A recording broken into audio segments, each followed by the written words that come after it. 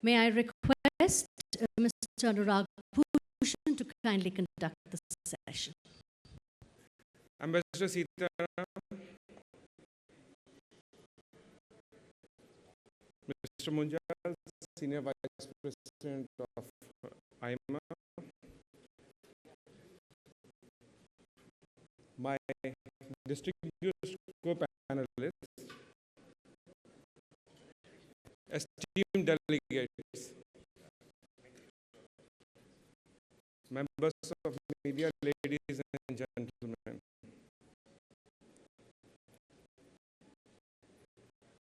In the middle of this eminent panel and such august gathering, I'm deeply honored to be part of this panel, to be standing before you. And my heartiest gratitude to AIMA to give me this opportunity. I'm sure all of you must be wondering what the diplomat has to do with education. I'm wondering as well. But I think, considering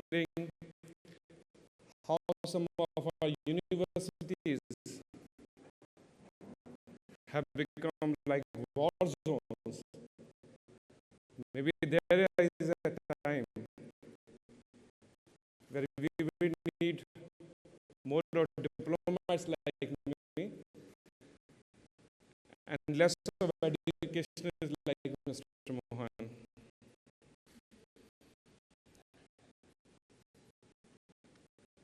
But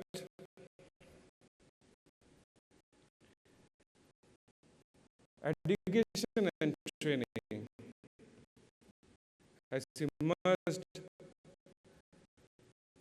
as one of the most important areas, especially in this ever-changing world. Ladies and gentlemen, knowledge, education has always been considered very important. Every civilization. I speak on behalf of Indian civilization. In our society, knowledge, education has the salience, so much so that there is a separate deity, Goddess Saraswati, that presides over education and knowledge. There is one Sanskrit shloka that encapsulates this importance that we give to education in our families, in our society, in our culture. The shloka goes as follows: Na gyanen sadrusham pavitram iha vidyate. Nothing is more sacred than education. However, my submission today is that education and training, imparting of knowledge, has never been more important in the history of mankind than today.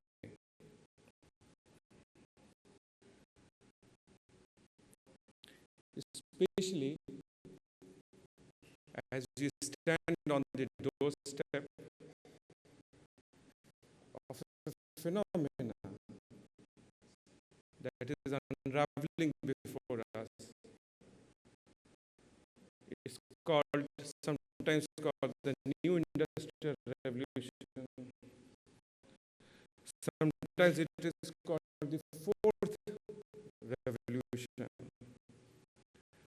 But it is comprehensive. It is all encompassing.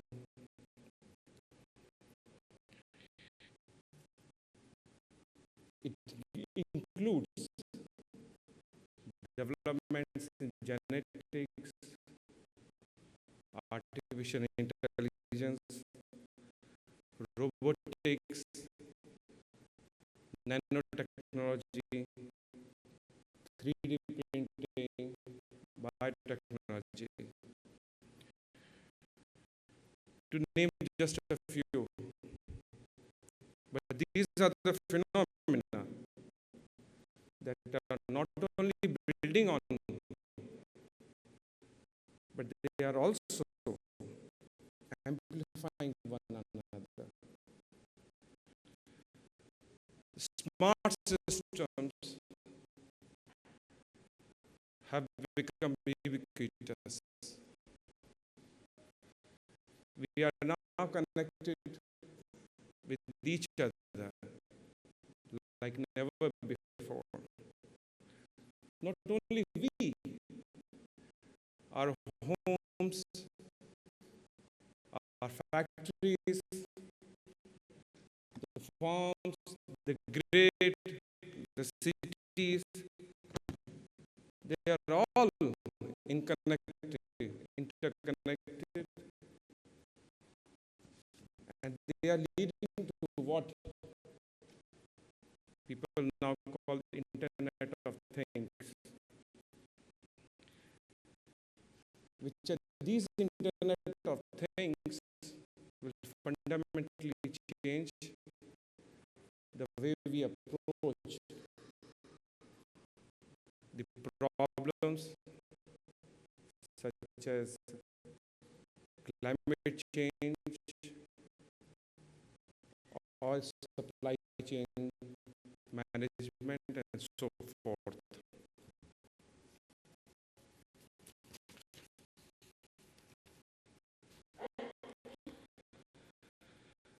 There is also a rise of the sharing economy. When I say sharing, I mean sharing of nearly everything. And people are monetizing them. Their empty house, their idle cars, their free time.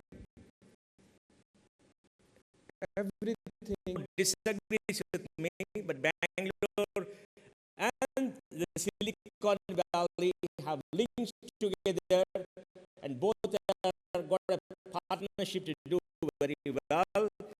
But it's concentrated in the largest cities, in smaller cities to the many startups coming up, and this is an outpouring of the high quality education system and the technical education system that we have in India. And we are poised to develop a startup community which will dominate the world. We have high quality research tech, 800 plus MNC R&D centers, and most MNCs do the software out of India, and we have a talented software engineers who work in Google, the best companies of the world coming back to India, and the move towards cloud is lowering the cost of technology and helping us out. So I want to end here by saying that India is investing heavily in our human capital, is inadequate. We have because we have the burden of colonization. We are still a poor country with a nominal GDP of $1,600, but there's an upsurge in the Indian families to educate their children. Mothers in India will eat one meal less, but want the child to be educated. And this upsurge of the demand for education is going to transform India in the next 15 years and provide the world a huge country and human capital so the whole world could benefit. Thank you very much.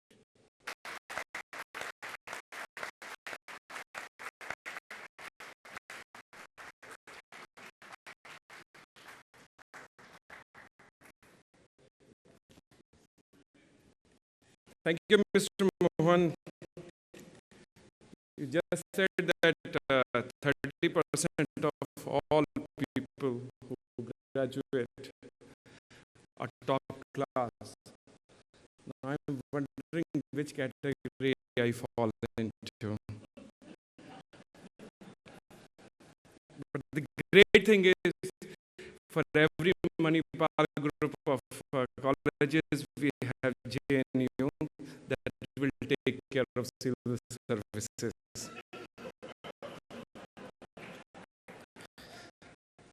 Ladies and gentlemen, before I continue, I need to note that it is lunchtime, but I've been told by Rekha that this gathering is not very keen on lunch. So we'll just forge ahead and take our time. Our next speaker is Mr. Pramod Bhasin.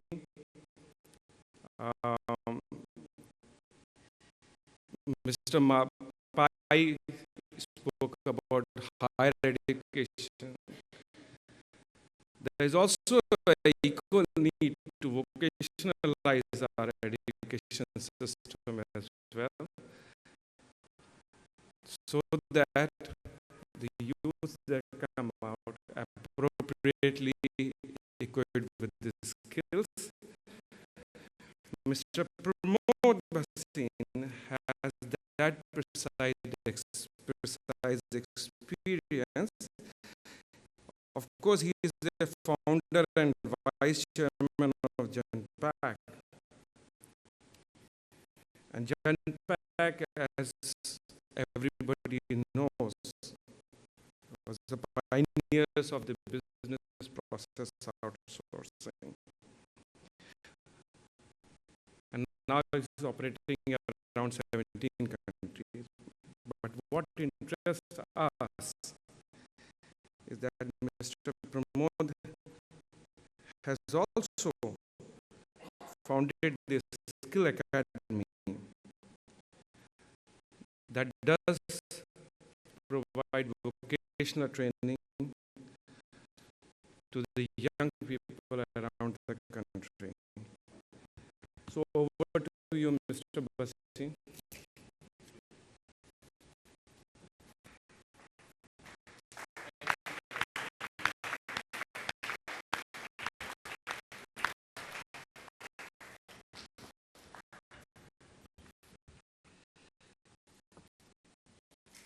Good afternoon, ladies and gentlemen.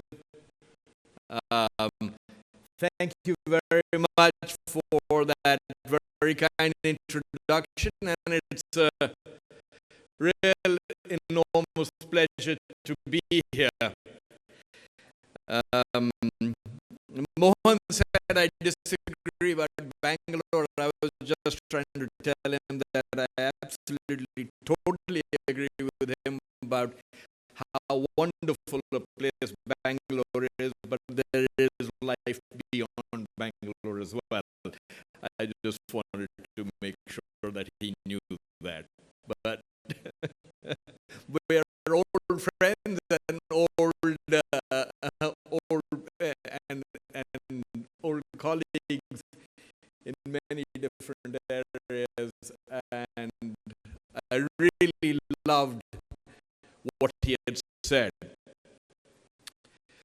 We are, as a country, I think today the most attractive destination in the world for investment and opportunity, without doubt. 8.4% average annual growth rate over the last so many years is a phenomenal achievement. And while we sitting inside India are the worst critics of India, I think sometimes when we step outside, we forget to understand what the rest of the world looks like. And I think we have an enormous opportunity. When I was building Genpact, which was really the pioneer, and it was my idea, and we, as a result, created the BPO industry. The first thing that struck us was the lack of skilled, available people, and the fact that only 6% of our population, 6 or 9 or 10% of our graduates, our so-called graduates, were truly employable. Companies such as Infosys, companies such as TCS, companies such as Genpact, we all have huge training capabilities to supplement what has been taught in our colleges and our educational institutions across the board.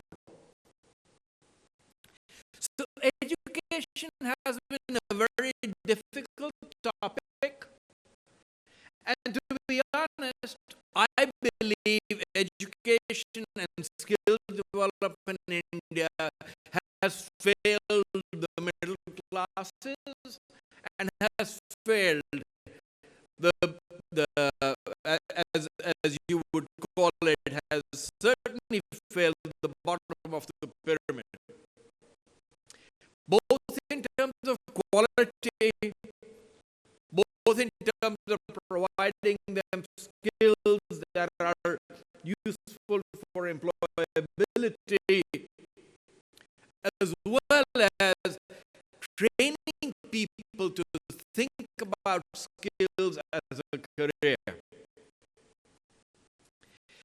If you look at our statistics, they're really quite strange. We have 250 million people in the employable area at a very young age and demographics. We have nearly 7 million people joining the workforce, the employability workforce every year.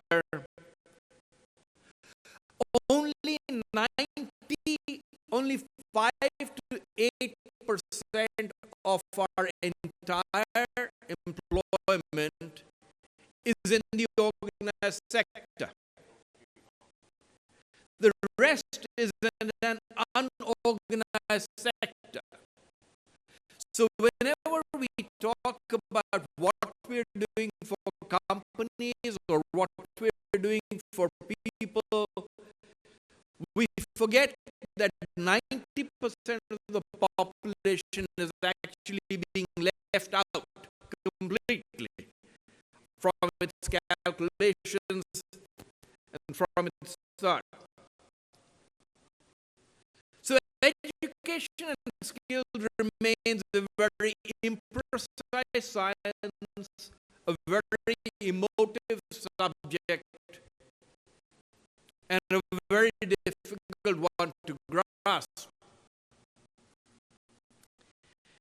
The many issues. I don't want to go only into issues because I do want to talk about opportunity. The many issues today, awareness of skills and the value of skills. Who will pay for skills training is still an open question, frankly. Even though the current government has done an enormous amount to push it forward, we still need to train something like 50 million people up in vocational skills. Who is going to pay for this? The quality of the training, is it good enough? Are we producing people who are really employable in industry immediately the day they step in? Who will build, who will train the trainers? We just don't begin to have enough trainers, not just in India, but across the world. If you look around, the crying need is who is going to train the trainers? We also have to completely change our model. I shouldn't say that. I should say we have to substantially change the way we skill people. For instance, in India versus, as Mohan quite rightly said, we can't take Singapore's model or Germany's model and plant them in India. It won't work. I'll give you some examples. We train in the Skills Academy, an institution I set up about 3 years ago, which is set up mainly to focus on school dropouts, college dropouts in rural, semi-urban India, in the really small cities. We're in the villages of Bihar, Orissa, UP, Rajasthan, Madhya Pradesh. We're in Mumbai, in the Dharavi slum.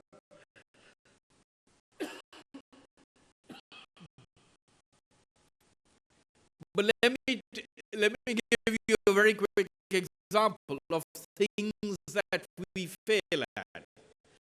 One, when we walk into these villages without training, it's virtually free or funded by government. We expect there should be a lineup of people outside the door waiting to get trained. Wrong. We actually have to work with the government to get them there, to say, please get trained. And during the course of these skills training, quite often, 50% of the people drop out. For a variety of very, very, very good reasons. They need to work.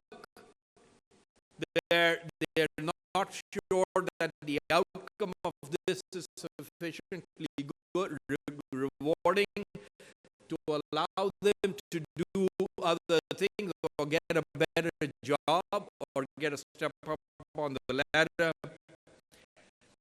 And for instance, the testing that we do was very interesting.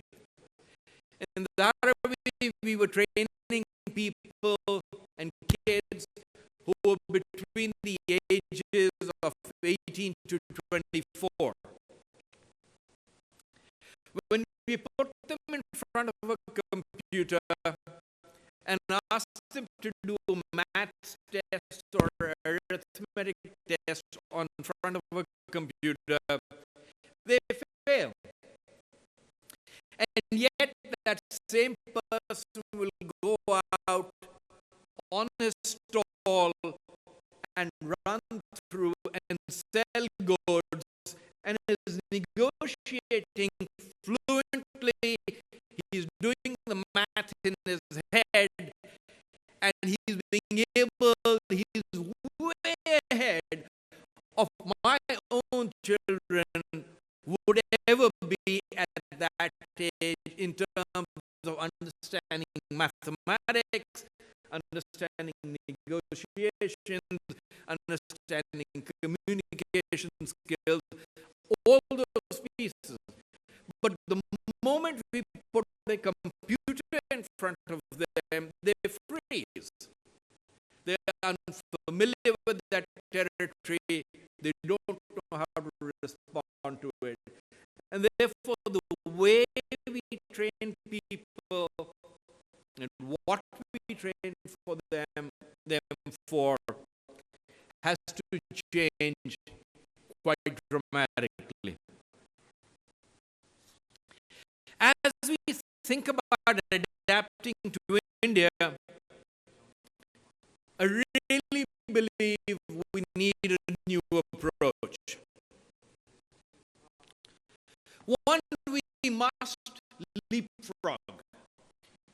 By leapfrog, I mean we don't have to go through trying the old existing models. We have to, with the benefit of technology, grab hold of opportunities and the way people are doing. Distance learning, massive open courses that you can do, MOOCs as they call them, finding ways to reach out to students across India. We have to train 50 million, not 10,000. That is the that's the enormity of the problem that we face. Two, we have to learn across the board to make our curriculums relevant. Too often caught up in the entire process of training, curriculums are becoming irrelevant to the industry for which they are being trained. Consequently, unfortunately, while we may have many ITIs and many technology, many institutions for vocational skills, the relevance becomes poor. Three, we must allow innovation and creativity and experimentation. So we must be model agnostic. At this point in time, most countries around the world still demand a certain amount of face-to-face training, still demand a certain amount of classroom, etc.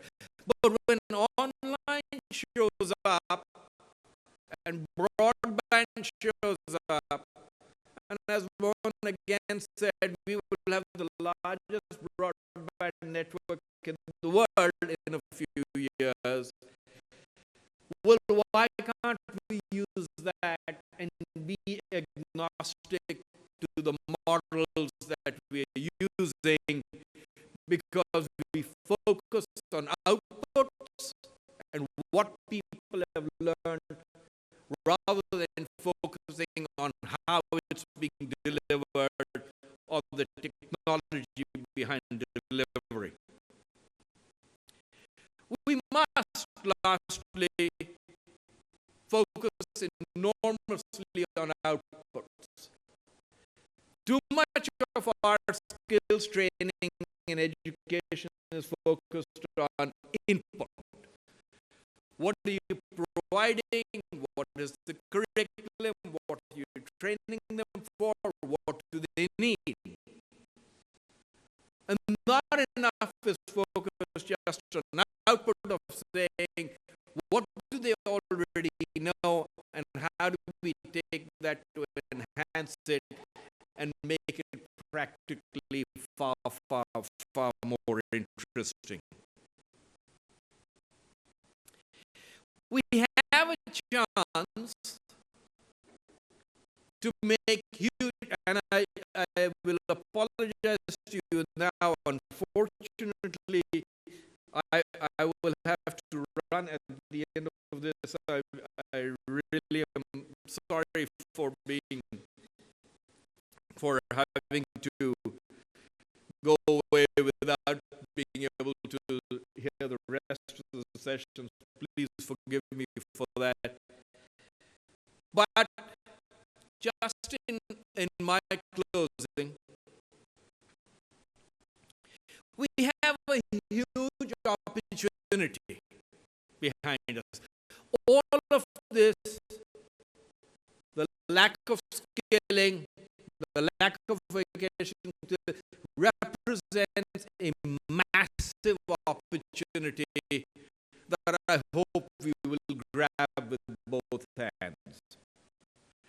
Our partnership with UAE can be enormous. To train trainers.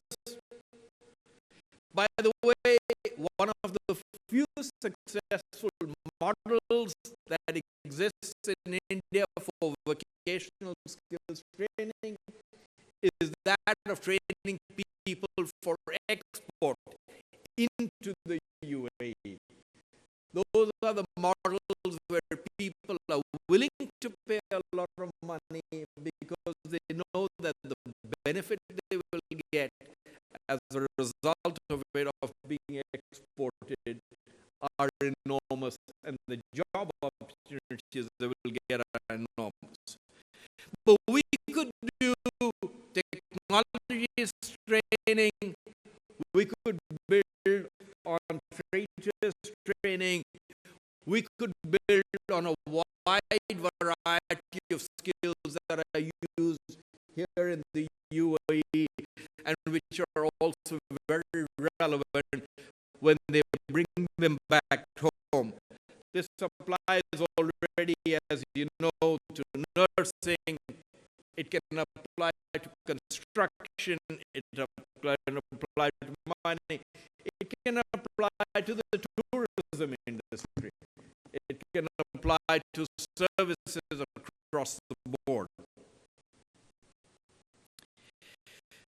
There are great problems that we need to solve in the skilling and the education of skills. We have to solve for recognition of prior learning. So what do people who are already in the workforce, what sort of training do they need? I know that many people assume that once you have been trained and got a certificate, it's over. But it's not. As you move up the chain, unless the industries continue to allow these programs to evolve, you're not going to deliver the results you want. Nor are people going to see the value that arises in skills, nor will they be able to see how much of a difference it has made to the quality of their lives. We must learn how to build, for instance, apps. Can you imagine if 3 million people in India could build apps for the entire world? Can you imagine the power that would have, that if in all our villages, in all our towns, this will take a long long time. But by the way, it will not take as long as we think. But if we can provide technology training, you know, you can learn how to build an app. Mohan will correct me on this. You can learn how to build an app in 3 to 4 weeks. If you have some basic training, you can learn how to build apps. So can you imagine the power of that demographic dividend? Of all these people focusing on technology and technology breakthroughs in a whole variety of areas. It could be in agriculture, healthcare, training itself, etc. Can you imagine, for instance, partnering with countries, with states such as UAE and countries here, in which you can build a partnership whereby we can train people in specialized sectors? Can we train them in healthcare? We've talked about healthcare. The same passion that Dr. Trehan and Dr. Shetty and others bring to the table, we must allow that to evolve into educational space. Can we imagine how we can allow ease of doing business? It's so easy to do business here, which is why you get so much investment into these areas. Can we imagine how we can use that ease of business to allow an experimentation in the model behind skills development? You know, when I started down this journey about 3 years ago, I was in despair. I was in despair because, by the way, our Skills Academy, I'm happy to tell you, loses lots of money every month, but we will try and correct that as we go forward. At some point in time, I hope I will see light at the end of the tunnel. I was in despair at that time. But now, with all the frameworks that the government has introduced, it is doing some amazing stuff which I love. It is pushing for higher and higher quality of training providers, for the things that they are trying to put out in terms of funding opportunities for training providers, for skills sector, for qualifications of people, in the curriculum that they're putting out. We're making actually very major strides.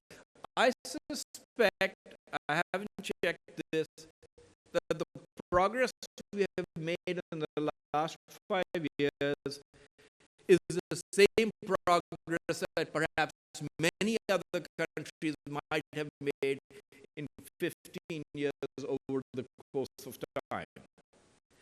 But we have grabbed some of these benefits and brought them in. We still need to learn how to be innovative and creative, but I hope that's where the real success of this model will lie, and it will allow us all to train the next 40 million people, which is really what we need to be able to achieve. Thank you very much. Thank you, Mr. Bhasin. Thank you, Pramod, for a very insightful address on this very important issue. You have to leave, and I'm sure it's not because you don't like taking questions. But before you, Mr. Bhasin, before you leave, let me tell you that we are precisely seized of those issues that you have raised in your speech. In particular, the migration of skilled people to countries overseas. In UAE, we have held multiple meetings with various stakeholders. And the last one we had was in February, when we invited governments from UP and Telangana to discuss how best to achieve it. And the opportunities are immense. And I'm very happy that you put the spotlight on this particular issue. You have to leave now, but before you leave, I have to thank you both personally and on behalf of AIMA for giving us your valuable time. Thank you. So our next speaker is Dr. Saud Al-Mullah. He is Executive Director of Education, Training, Development. UAE has, in a short time of 15 years, has become an educational hub with a great reputation. Multiple institutions of higher learning that are among the best in the world have been created. Large number of foreign universities are now pouring into UAE to set up campuses. If there is any country that gives us a model for developing education in all its aspects, it is UAE. I am very happy, sir, therefore, to welcome you to the podium and to speak on some of these issues and how we can proceed on the cooperation.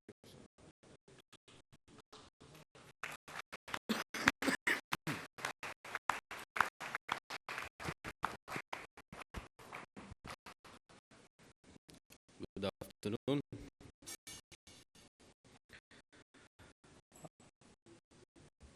I will try my best to be brief. I know it's lunchtime, so I promise you I'll be very brief.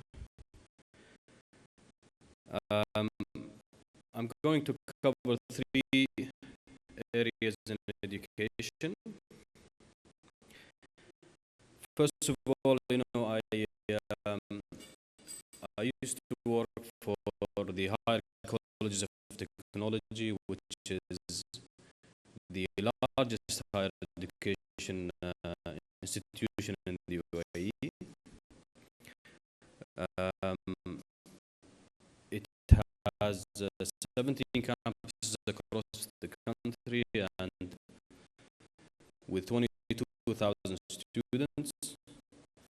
I know it's not a big number compared to India, of course, but in comparison to our population, it's a big number.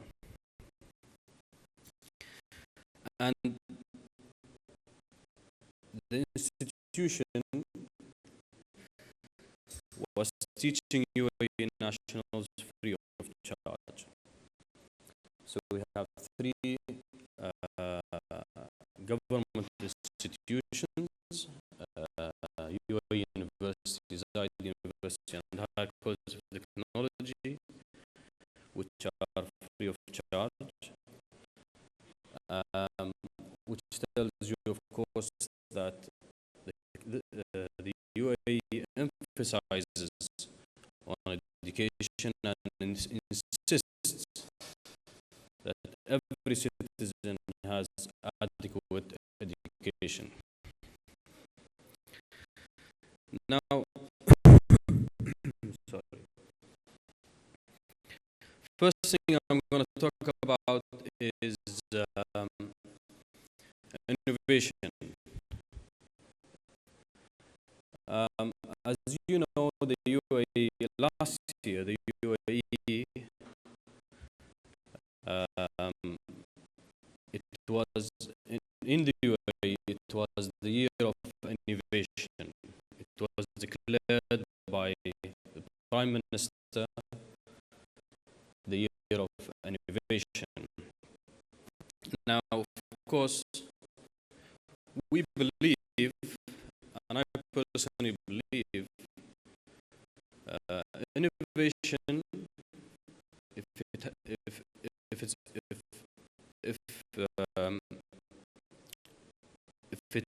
to take place, it has to happen in universities.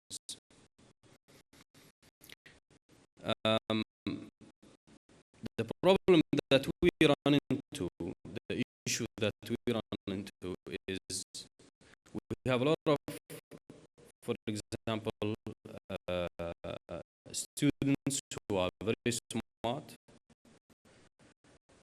and they come up with new inventions. However, what's the next step for them? And we run into this problem many times. A student invents, for example, a robot or a software or an app. The issue was always, what's the next step for him? How do we take this further? How do we turn this into a feasible business that industry can take advantage of, or even the country can take advantage of? And I think the solution for this is maybe to have an umbrella or support for these students.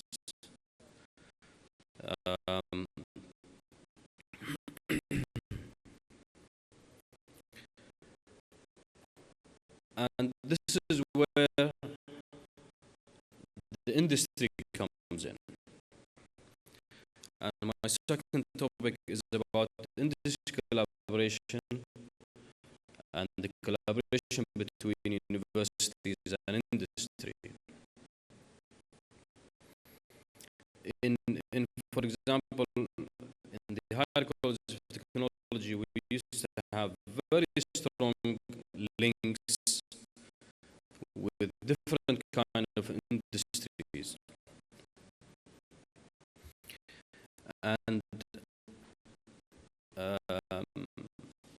to the extent where they actually had input in our curriculum, because from our experience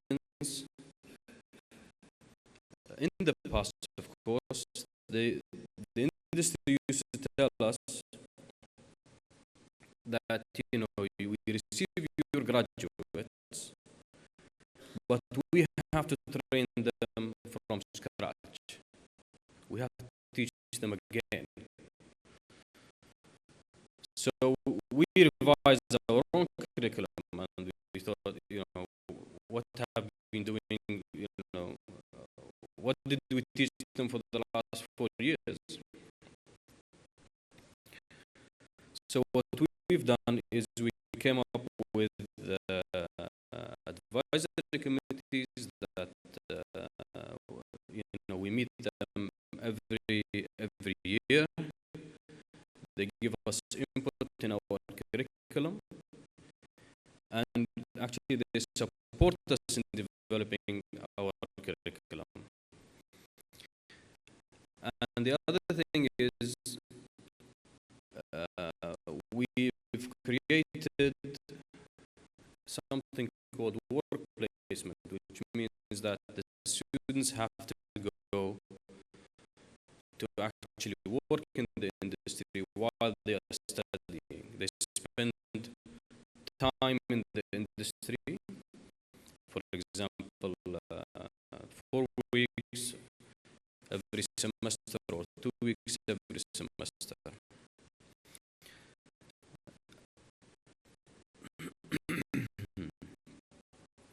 And the industry collaboration is also important for us also to keep up with them, and they support us when it comes to technology. We had, for example, some of our labs set up by the industry itself. For example, with the aviation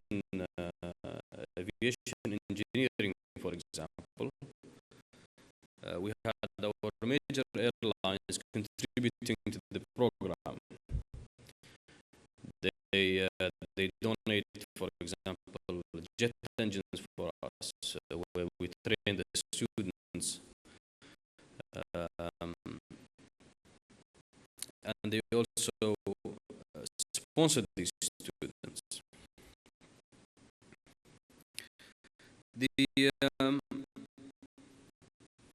The last point I want to talk about is the teaching method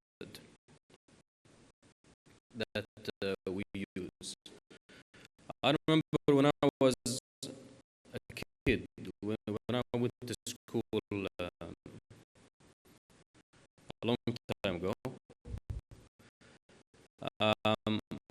they used to teach us,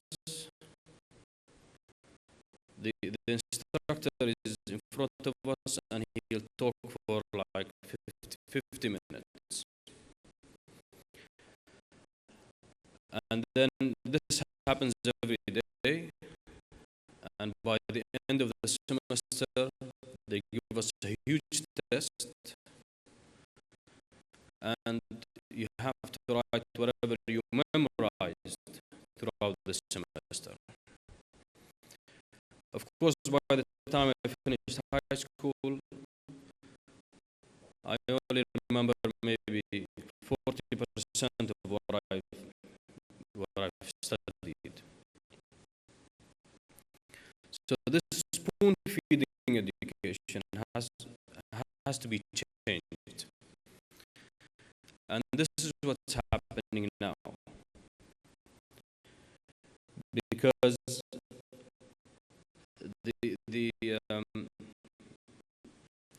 the idea is to get the students to be involved, the classes to be interactive, and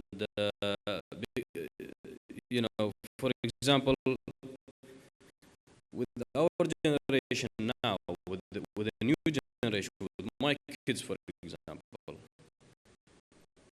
they know more things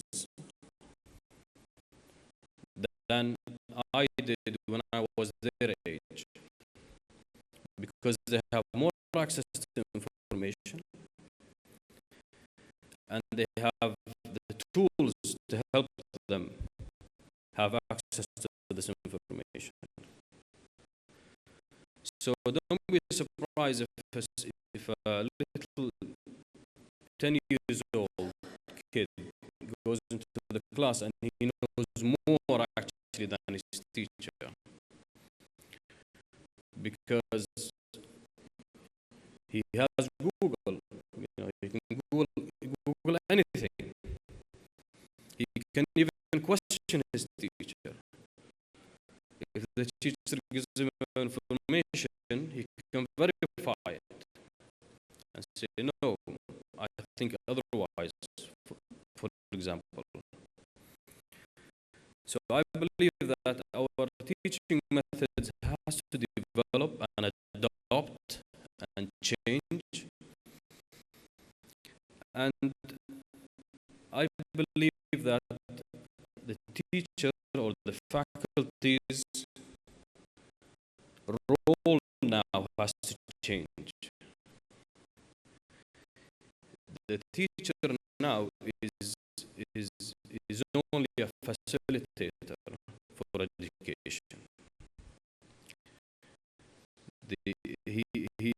He guides the students on how to use the tools they have. He teaches them how to get information, and he guides them through their learning process. So mainly the students are learning by themselves, and the teacher is actually supporting them and guiding them.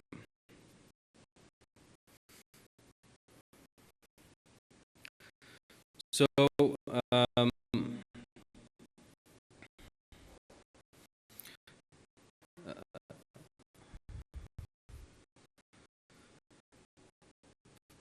it is also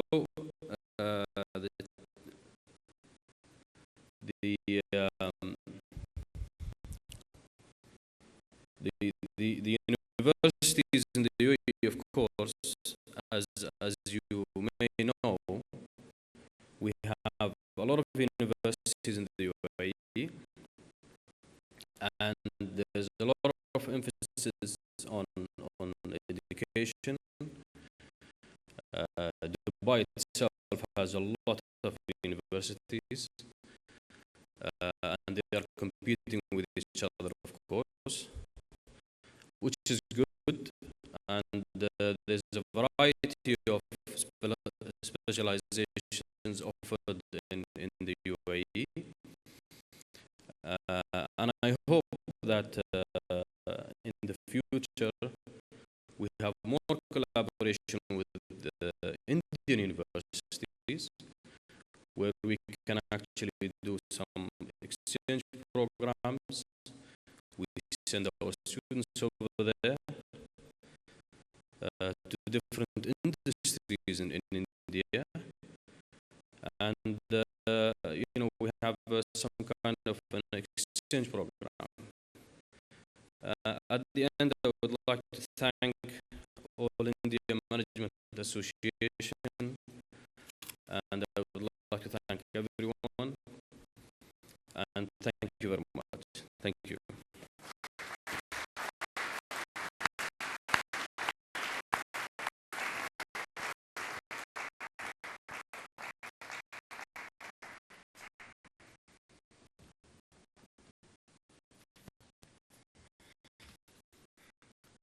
Thank you, Dr. Mullah. You raised a very important point as to how knowledge is perceived across generation. I remember when I was a kid, every time I opened my mouth, my father would say, "Shut up, I know more than you do." Now that I've grown up, situations remain the same. Whenever I open my mouth, my son says, "Shut up, I know more than you do." So I consider my generation to be a very unfortunate generation, but I think things will improve as we proceed. Thank you, Dr. Al-Mullah. It was a very insightful presentation. Now we turn to the final speaker of this session, Ms. Karen Symms Gallagher. She's from the sunny state of California. I had a good opportunity of visiting California for the first time last year. And it struck me that if California were to be an independent country, not that I'm asking it to be, Trump or no Trump, but if it were to be, it would be not only the largest country, one of the biggest economy, but also still be one of the greatest knowledge and education hub in the world. And from that state comes Miss Karen. There are wonderful universities there, but out of those universities, there is Berkeley, there is Los Angeles University of Los Angeles, there's San Francisco, San Diego, but among those great universities, University of Southern California has carved a great niche for itself, and for that, Ms. Dean is singularly responsible. Ms. Karen is the Emery and Joyce King Stoops Dean at Rossier School of Education, University of Southern California. She is a keen promoter of use of technology in education. She has been a catalyst in starting online master's and doctoral programs in education, and she is an expert on MOOCs, as they call it. She has written many books on that subject and many other subjects as well. So, Ms. Gallagher, may I turn to you for the final presentation.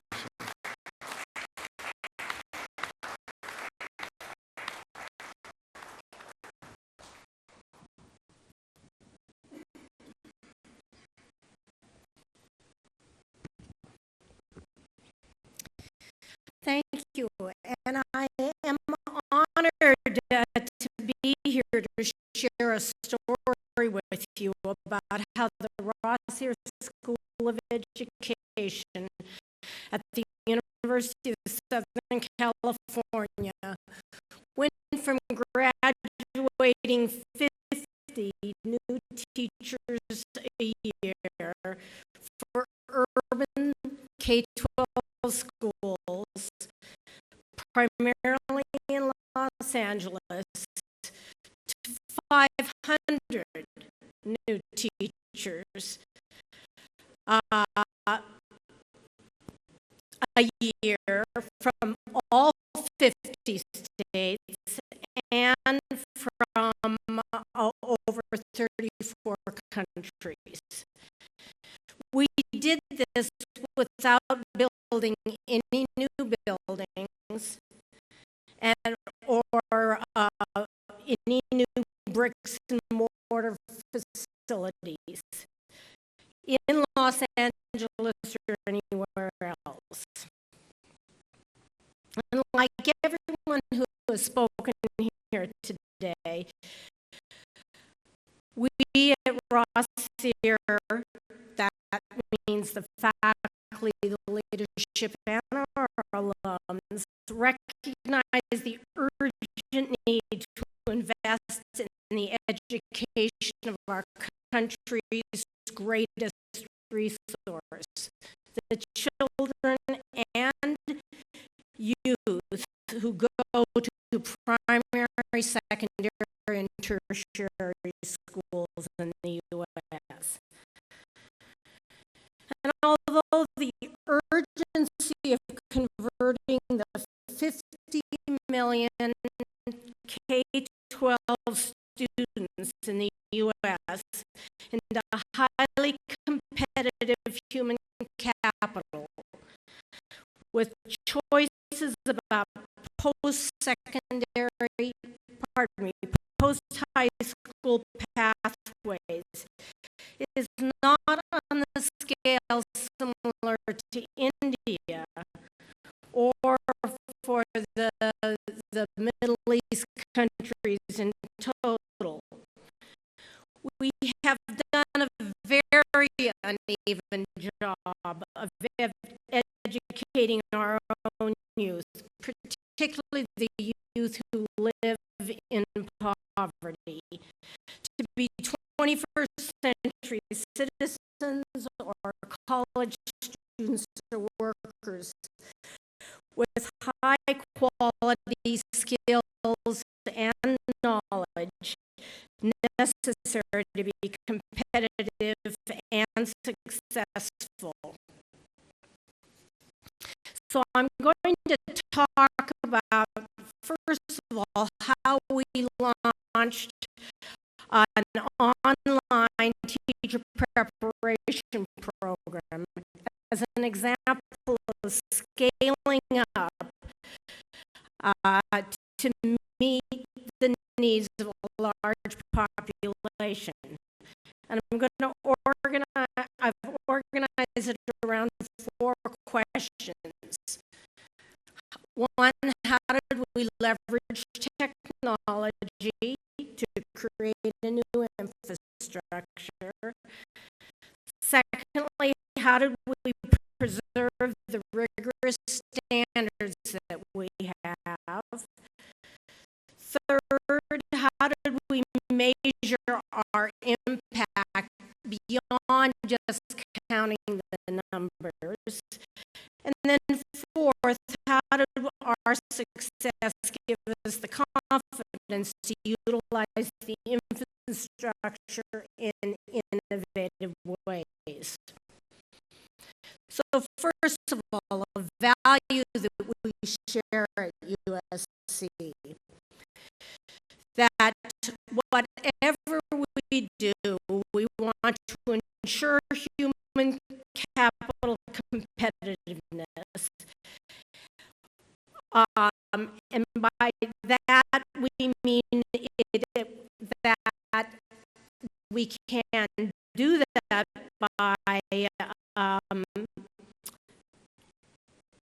making sure that all young people have access to highly effective teachers, and that those teachers work in schools and universities that are run by highly effective leaders.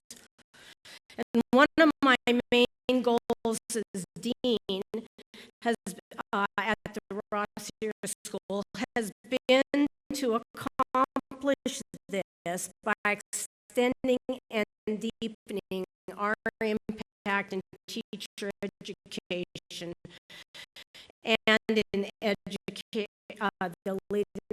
preparation of educational leaders. So first, let me just tell you a couple of quick facts about USC and about Rossier. USC is a private university started in 1880, and it's one of the 3 largest research universities in the country with 42,000 students. We are the largest private employer in the city of Los Angeles. Rossier School of Education has been preparing great teachers on our campus for over 120 10 years.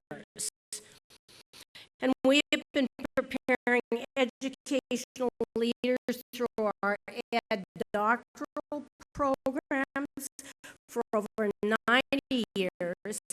And we also have a very rigorous PhD program which prepares the future educational professors and researchers. So when we decided to move our teacher preparation online, we had to ask the question, what does that mean? So part of the answer for that came from our mission. Our mission is to improve learning in urban education, locally, nationally, and globally. And our vision is a world where every student, regardless of personal circumstance, can learn to succeed. Prior to the launch of our program, we, as I said earlier, we were graduating about 50 teachers a year, high quality teachers. They all got jobs. But we were not even meeting the needs in our neighborhood, let alone to have the kind of impact that our mission called for, or the demands of the field required. So we had an option of how were we going to scale up. But to do that, we had to develop a program that met the existing pipeline program standards. That is, we're a master's program. We had to meet, the new program had to meet the standards the university required for a master's degree. We had to meet the standards that the state of California requires to get a license, and we had to meet the standards of the profession. We are nationally accredited. And since since that first graduation in 2010, 6 years ago, we have produced nearly 3,000 teachers who are prepared to work in urban schools and meet the needs of all the students that they teach. Had we continued producing at the level the prior 6 years to 2010, we would have had about 350. So now that we scaled up, we're in an excellent position to meet another crisis in California. That is, we're in a serious teacher shortage in California as well as throughout the U.S. But thanks to the infrastructure that we have developed, we are in a position to make a tremendous impact on the way that we didn't anticipate when we started this. So how did we do it? Well, first of all, we had the intellectual and academic capacity to deliver a teacher ed program, a Master of Arts in Teaching. but we did not have the physical space, and we didn't have the technical skills. So we partnered with a for-profit ed tech company. It had the platform and the marketing system and the technical assistance to help us take our online program, our MAT program online, allowing us to prepare thousands of new teachers without compromising either our academic or student quality. The name of the company we work with is 2U, and it brought with it a capacity and the capital and the technological expertise to build and launch the MAT program. We simply did not have that capability. We used just one question to guide us when we were creating this new online program, and that is, what are the elements of a world-class USC education? And the answers, we've heard that earlier today. The answers are 3 high-quality components: curriculum, students, and faculty. And clearly, quality has to drive these 3 elements. We believe these 3 elements are essential in our program, both on campus and online. So basically what we're doing is continuing to offer an on-campus program, but also continue to offer the same program in an online format. There are 4 characteristics of our program that are different than any other program that's preparing teachers. First of all, it's live. Our students around the world sign up for 2-hour classes, meet once a week. They will use video conferencing where we have no more than 15 students and 1 instructor. So it's live or it's synchronous online courses. It's also self-paced. The students have access for 24/7 to asynchronous materials like videos and readings, class notes, and even lectures that have been recorded. It's also field-based. Students are in schools from their first term, and that includes a 5-month student teaching requirement. So we have partnered with over 650 districts and thousands of schools around the world.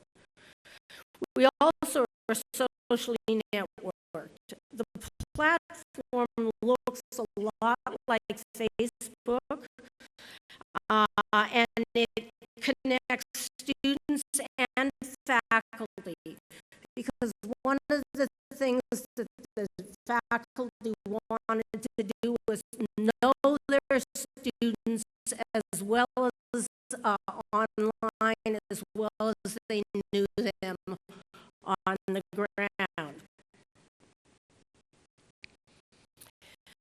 And one example of the kind of quality that we had to build into this program was student teaching. How were we going to know what was going on in classrooms that were all over the world? So all of our teachers work with mentors in the field, and every formal lesson is videotaped. It is then uploaded onto the platform and viewed by faculty and students in real time, and then is archived so that people can go back and watch it throughout their course, and they also have access to it when they graduate. We also abide by the standard accreditation and evaluation practices that guide both the university and the school. We collaborate with schools to collect data and analyze areas related to the program goals, to candidate proficiencies, and to alumni outcomes. Our students tell us they feel prepared to work in diverse classrooms, and they're prepared to work with English language learners. Two important outcomes for standards in California for teachers. And our employers, that is the school districts and schools who hire our graduates, tell us that we have prepared outstanding first-year teachers. Now, what we found is some differences between online and on campus. First of all, the average age of our on-campus student is 23, right out of their baccalaureate program. But our online students average 30, 31. They are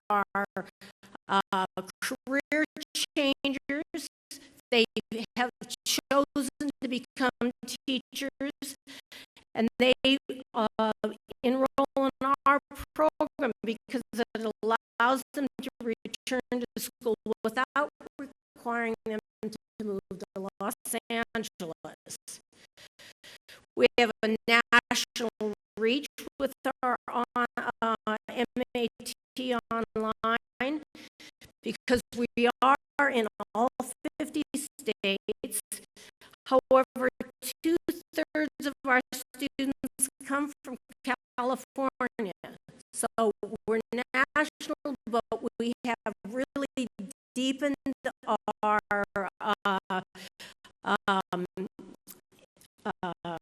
enrollment of students throughout the state. We have a global reach in that we have students in 34 countries around the world. And what this has meant is that we hire full-time faculty who are not in Los Angeles. They're situated throughout the world in different time zones. They have all the same rights and responsibilities as a faculty member, but they do not come to campus. Our, and the other difference between our online and our on-campus is that most of our students online are secondary teachers. They're preparing to teach English, math, science, or history. And this too is different because our on-campus programs tend to be want to teach in elementary schools.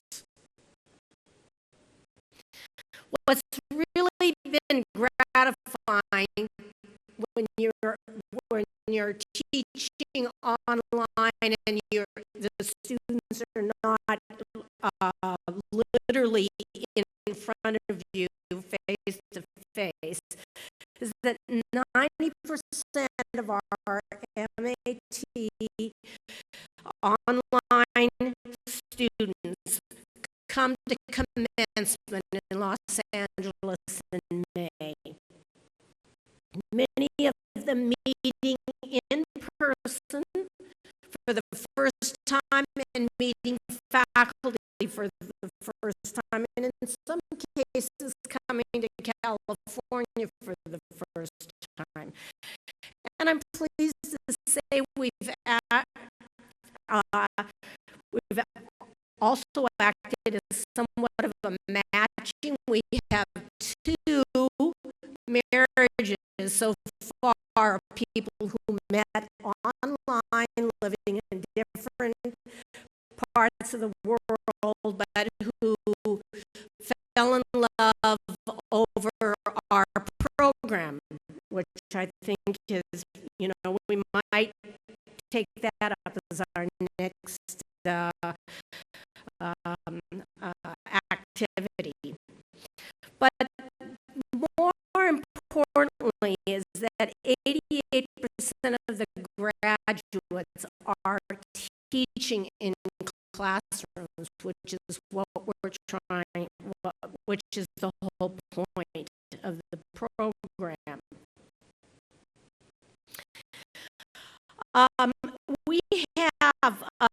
We've learned 2 things in doing this over the last 5 years, and that is we have to have partnerships in order to scale up what works, in order to prepare particularly more math and science teachers, which we always have a shortage of. We have worked with partnerships with the Carnegie Corporation and with a national group called Math for America. We have found, again, partnerships are very important in the scale up. And secondly, we've targeted working with districts and schools to hire our students, because increasing the pipeline of high quality teachers is a start, but we must also make sure that they stay in the classroom. And this has been a huge problem in the United States, is that people go into teaching, find the conditions really not worth it, and leave. So we think that we are, USC has been in a uniquely uniquely positioned to be a national leader in the preparation of high quality teachers, because we have really alone created this pipeline program. By scaling up, we will have, in the next 4 years, we will have more than 5,000 graduates. And those 5,000 teachers over a lifetime of 20 years of teaching will impact millions of K-12 students. We've learned three important lessons that I think are important for this group. First of all, technology is a tool. An online program really has to be driven by the mission that you have. Technology should not be the driver. Secondly, that delivering high-quality online programs is not cheap. If you think going online is a way to save money, it really isn't, because of all the investment you have to make sure that the technology continues to work, and that there is someone there 24/7 to answer questions for faculty and students. And last, the technology is constantly changing. We were very fortunate. We picked a very good partner, a partner who has continued to grow and improve our learning management system, and has forced us in working with them to continuously change what we do. And I do want to make a point on the other one of our core functions is we prepare educational leaders to become change agents, to transform education, to be more efficient and more effective. In the 2 years ago, we created a new doctoral program in organizational change and leadership, in which we're preparing large numbers of educational leaders, not just for K-12 or higher ed, but also coming out of business, the military, and policing, to understand learning and how to create a learning environment, how to prepare their current employees to be better employees. So both our MAT online and our EDD doctorate online we have discovered that our success is relying on our rethinking how we teach, who we teach, and what we teach, so that we can adapt to current conditions. Lastly, I want to point out another innovation where the Rossier School seeks to transform education and to develop human capital globally.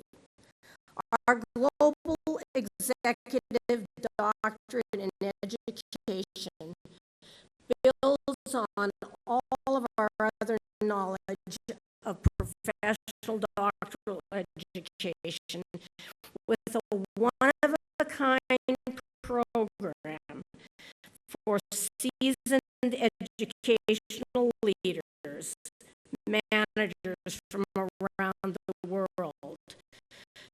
curriculum focuses on knowledge and skills for the 21st century leaders and leverages a wide variety of the professional experiences that our students bring from places like here in the Gulf, Asia, Latin America, and North America.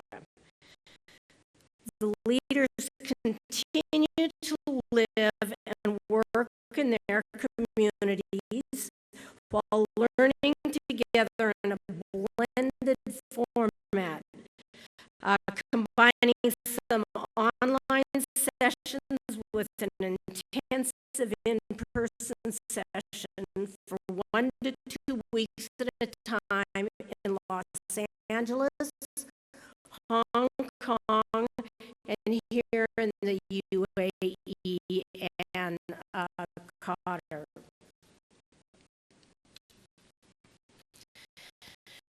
Unlike my two other examples, this program is small in scale, enrolling roughly 20 students a year.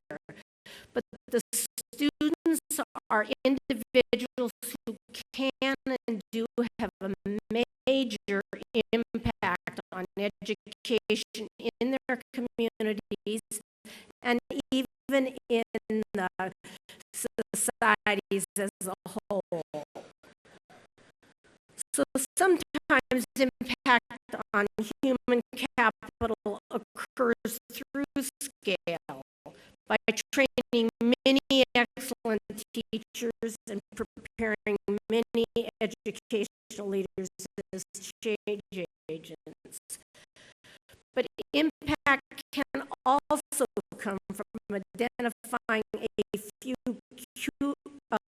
key leaders and giving them the tools to lead change in their own organizations, in their own systems. At the Rossier School of Education, we think it takes both approaches to be effective. Thank you.